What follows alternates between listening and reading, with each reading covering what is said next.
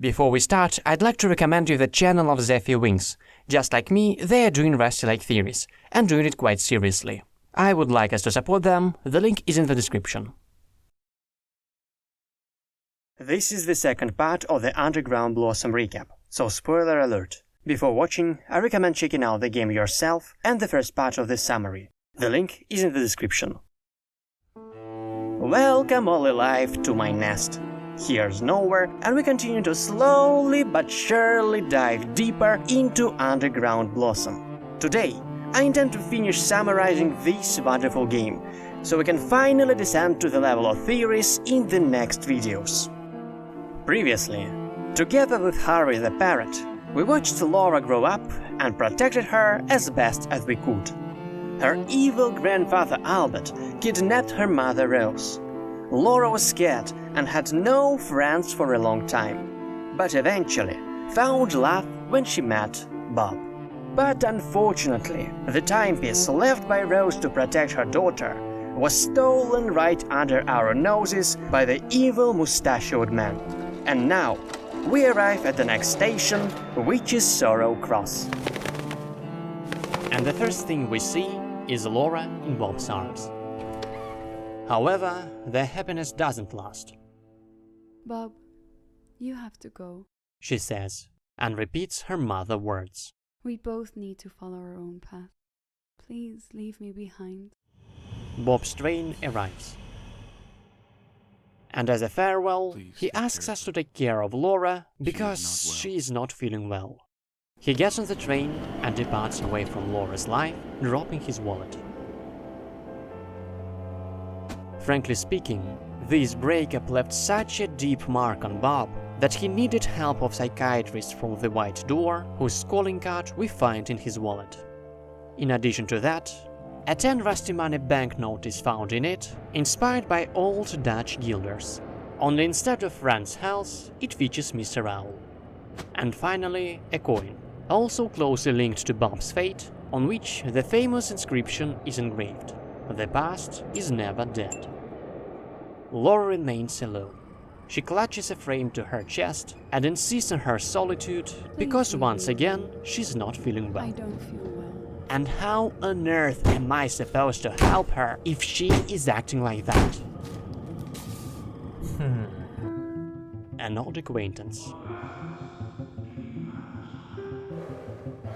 Something tells me that Rosie's timepiece should help Laura. Maybe we can negotiate with the thief.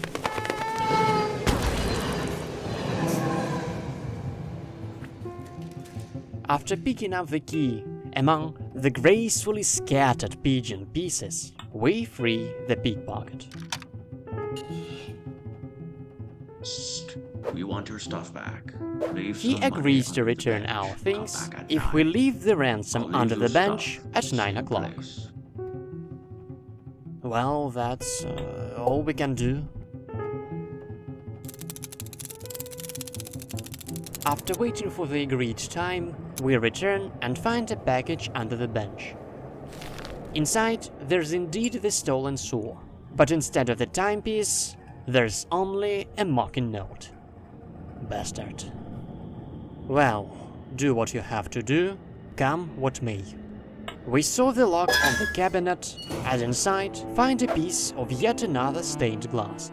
This one is about Rusty Lake, representing both its surface and the bottom.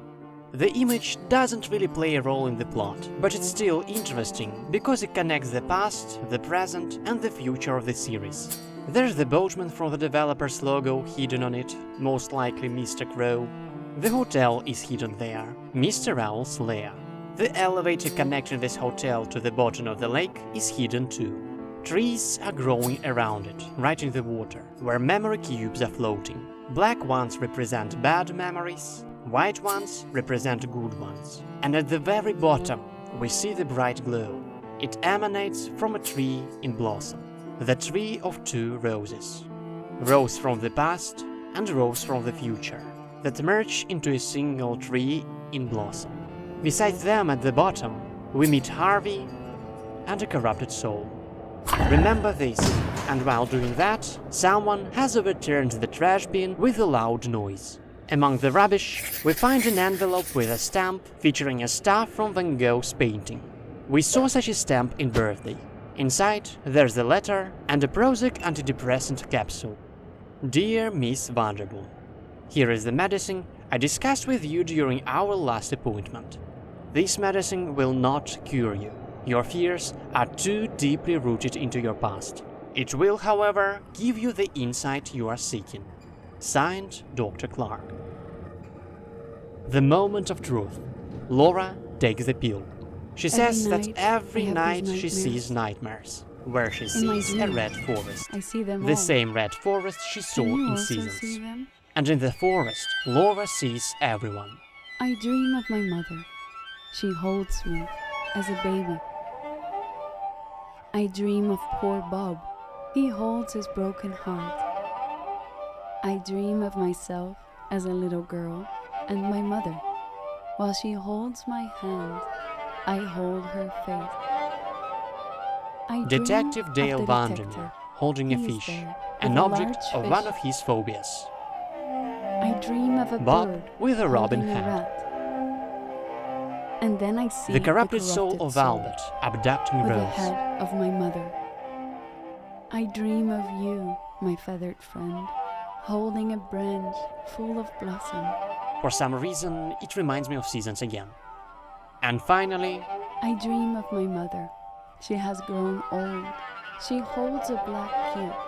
most likely, the black cube with the past from the past within. Is she still alive? Where did she go? Will I ever know? The dream is over. And with it, so is Laura's life. She lies in the same pose in which Dale Vandermeer discovered her in Case 23. Next to her lies the frame she had been clutching to her chest all this time. Now we see that it's a portrait of Rose. We take a ticket from Laura's hand. Where did she go? As her body is covered in corruption, her last question echoes through the station. We board the arriving train. Mr. Crow punches the ticket, My favorite passenger. and we depart the station, leaving Laura to the police and Detective Vandermeer. Approaching the next station, Soul Street, a black rat runs through the car, resembling a dark soul. The station itself seems abandoned, even in ruins. Crumbling concrete walls, severed wires, locked doors, and in the middle of the station, a pile of black goo, Laura's corrupted soul. We help her catch the butterbee, and her soul takes shape. I remember, she says. She gives Harvey a key to a locker and asks for help, requesting to find her mother's timepiece. In the locker, there are pliers that we use to break a lock on the door. Behind the door, we find an old acquaintance, the pickpocket, tied up and semi-naked. And he refuses to speak. Thing to say to you. He leaves us no choice. We have to torture him, pouring cold water on him, That tickles. twisting nipples with clips, Could you stop doing that? and shocking him. With each new step, he gets closer to the edge. Eventually he cracks and Enough. reveals where I'll he tell hid you the now. key. Behind the It's dead behind woman the hat. poster. The dead woman. The key is for a locker, and in the locker there's a box similar to the one Laura caught in the lake. Inside the box, there's Rose's golden timepiece. We give it to Laura, the cover opens, and the hands begin to spin, accelerating. Finally the timepiece, having fulfilled its purpose, shatters into many shards. We no longer wait for the copper train, we don't punch the ticket with Conductor Crow. Laura's soul summons its own black conveyance. She says that Harvey found the timepiece, and now it's time for them to leave this place. And so they leave, together. They arrive at the last station, the lake. The dead forests surround them. That's what the stained glass foreshadowed. Only a lantern next to a bench somewhat diversifies the landscape. This is where I belong. Laura says. I remember now the tree. Look behind you. And so we look behind us, and indeed we see the tree. The tree in blossom, Rose's tree. We approach and we see them. Past Rose and future Rose. Or is it more accurate to say her, a single Dayun entity? I don't know. Past Rose says that we finally found her, that now she belongs to the lake, her past and future self. She knows that Laura can live another life, that she can still blossom. Future Rose, on the other hand, says that this is how she left the other world, an old woman. But now she belongs to the lake. She is enlightened, a tree among others. She asks to help her daughter, who can still blossom. After the conversation, both roses are absorbed back into the tree. The blossom falls down and spreads throughout the forest. It engulfs Laura's dark soul, lifting it into the air. Then she becomes a baby, then a girl, a teenager, a young adult, a woman, an old woman, and finally a soul again, starting the cycle of forms anew. They succeed one another faster and faster, until a bright flash stabilizes Laura in her prime. Finally, I can see the blossom. She says, My mother, I know she's here for me. I can live another life, without sorrow. The lake belongs to me. My dear Harvey, take the train and find your own future. And so she's gone. Following her advice, we board the train and leave. The end of the story. But not the end of the game. Before we continue, if you like what I'm doing, leave thumbs up and subscribe to the channel. It really helps. And now back to the video. We find ourselves again in the main menu, at the initial station with green tiles. Only now, the black suitcase is open. There is a letter inside. Dear Harvey, if you read this letter, you have successfully accompanied Laura on her journey. But I have another task for you. Please meet me at the lake. Signed, Mr. Owl. Now that we have a subway plan, we can freely travel from station to station like nobody's business. But before we head back to the lake, as Owl is asking, we need to make one more important stop. On the 9th anniversary of the studio's founding, the developers released a third secret station, linking Underground Blossom and the past within. In the trailer for this update, they left a number you can call from the booth on Child Lane. And who picks up the phone, you might wonder?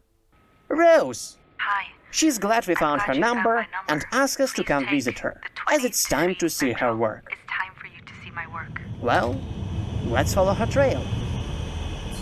We can reach her by train, just like the one that can take us to the secret station from the ARG about best kept memory. Just like it, the new train transfers us to the neighboring line, only this time we stop not somewhere far down the line, but right after Bird Bridge Station. Welcome to the research facility, to the lab. We are greeted by a toilet, a suspiciously familiar coffee machine, a cleaner, and a locked door. And also fan posters that won the contest. Very beautiful, even though I've been rooting for a different one. After sending the cleaner to the toilet, we steal his key and finally enter the research facility itself. This part of the level is basically a maze consisting of rooms and doors. Some rooms are accessible from the get-go. Some are locked with some kind of key, and some are behind glass doors that can be opened with the help of an electrical panel having a very limited number of fuses. Soon enough, we realize that we have been here before, when we played The Past Within. Everything points to it. From minor things like a scurrying rat and the coffee machine, to major obvious ones like the tiles on the walls and the background music, which is yet another rendition of the future theme. And of course, the scheme drawn in chalk on the blackboard. Collecting Albert's substances and assembling his body, the evolution of the cubical device from his prototype to Rose's advanced version, and the loop of 2 cubes resulting in the blossom. All the essence of The Past Within. And I must also highlight that the aesthetics of this secret level rather strongly resemble another one, Best Kept Memory Distribution Center. And if these 2 stations don't depict the same place at different times, they are at least branches of the same organization or conglomerate. The same glass doors, again the same tiles, similar furniture and equipment. As we advance further through the maze, opening new doors, we eventually stumble upon a prison cell with a corrupted soul imprisoned inside. Most likely, it's Albert's dark soul, the one that took Rose away from Laura, and now it has to be let out. Out of foolishness, or for the sake of the plot, we do it. In the adjacent storage room, we find a valve. And immediately, a nasty little thought comes to mind. Did we do the right thing? Because in the corner lies the mutilated corpse of the familiar rat, while the soul declares that it's still hungry and runs away. Throughout the game, we encounter it a few more times. It crawls on the floor, crawls on the walls, even tries to attack us in the ventilation shaft, into which we get, Thanks to the selfless heroic sacrifice of a blob of flesh that we have synthesized in Rose's chemical laboratory. exactly like we did in The Past with them. Oh, by the way, we access the laboratory using Rose's key card, on which I did not expect to see her real name instead of the fake anagram from the ARG. Makes me wonder. On our way, we encounter the cleaner again, who has finished his business and already returned back to work. Eventually, we find Rose by the memory extraction chamber. She is no longer young, but not quite an old woman as in The Past Within yet. She tells Harry that she is glad he finally found her. She shares that she has been working in this lab all these years since abduction. That she had to leave Laura behind for her own sake. The cubes, the resurrection, the sacrifice, it was all for her. Rose gets up from the stool and steps into the chamber. She says it's time to start the process, and first, her memory needs to be extracted. She asks to close the door, which we do. Starting the machine, we see familiar images. A candelabra from the Vandermeer house, young Rose, the corrupted soul of either William or Albert, and his dead body. The doors open, and exhausted Rose is kneeling. In her hands, she holds a black cube, the cube of the past. She asks us to take it, for it is needed to start the test program. As we leave the room with the cube in hands, we hear a heart-wrenching scream of a human. No explanation is needed. We rush headlong into the adjacent room. On the floor and the door recently cleaned by the cleaner, there are fresh blood stains. His cap lies nearby. An alarm siren is blaring. Following the heavy trail of blood, we run through the entire facility and eventually return to the cage of the corrupted soul. The predator has taken its prey back to its lair. In the dim light, we see a pile. Approaching, we find the cleaner's body, being noisily feasted on by the dark soul. Eventually, with throaty groans, it raises its head, noticing us. It slowly gets on its feet, standing in the middle of the room, as if nothing had happened. Suddenly, it lunges toward us, ready to tear us apart. But at the last moment, Rose steps in between, and the soul comes down, watching expressionlessly from behind her. Rose apologizes for what we had to see, and asks us to close the cell gate. The situation stabilizes. The siren falls silent.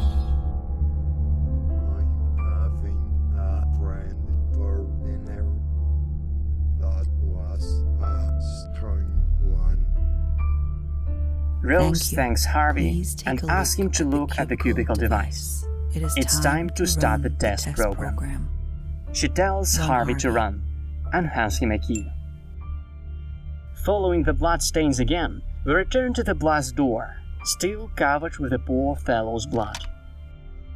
Behind the door, there is only a table on which it sits, the cubicle device in its open state.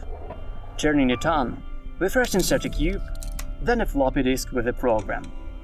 But something goes wrong. The computer with the cube inside starts sparkling. Its screen alternates between error messages and running 8-bit hard. In the flashes of light emitted by the device, we see Albert's soul reaching toward the ceiling against the backdrop of his own coffin, the Vadilon family's desk clock, a shattered portrait of Albert, his body with coins on the eyes, Rose wearing his mask, and finally, Albert himself, sleeping, but soon waking up with a scream of horror.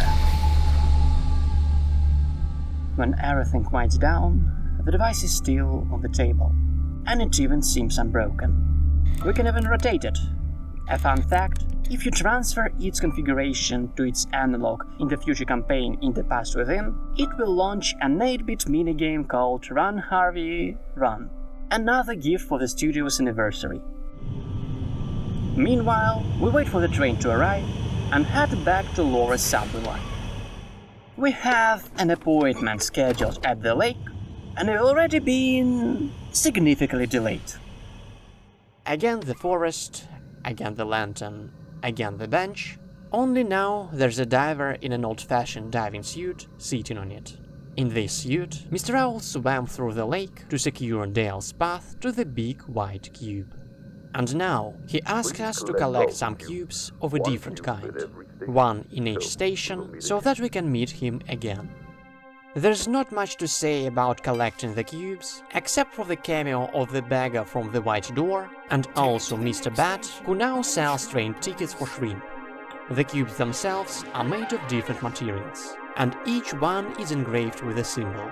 We already know 3 of these cubes: the iron past, the wooden present, and the glass future from Paradox. In total, there are 9 cubes, 7 to be collected at the stations, and 2 were originally in Mr. Owl's case. For collecting them all, Mr. Owl gives us a shrimp, and if we arrange them in the correct order of symbols obtained for achievements in Cube Escape collection, the case will close and a familiar landmark will appear in the forest, the big white cube, located right under Mr. Owl's hotel, connected to it by an elevator, which has already departed.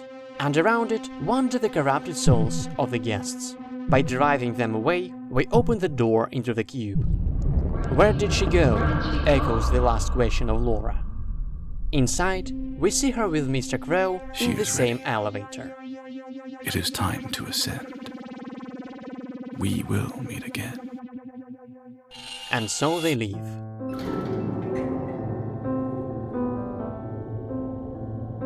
With a shrimp at hand, we head to the creep station to buy a golden ticket for a golden train. Mr. Crow, now in his true form, punches the ticket, and we depart to the hotel station with the ageless dog from Roots. We are dropped off on the lake shore, surrounded by marble columns. On the walls on either side, there are portraits of the Alchemist brothers hanging. The landscape is breathtaking. Gently murmuring water, distant mountains. Truly a place of relaxation. Using a small bell, we summon a boat and sail to the hotel.